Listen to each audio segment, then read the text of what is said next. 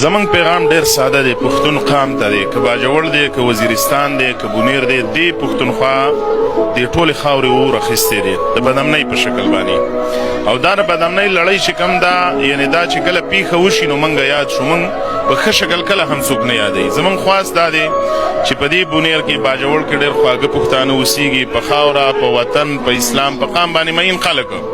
تیر کال 801 بریدونه شوي په پاکستان کې، وسلوال په دې کې 821 بریدونه په پښتونخوا کې شوي دي.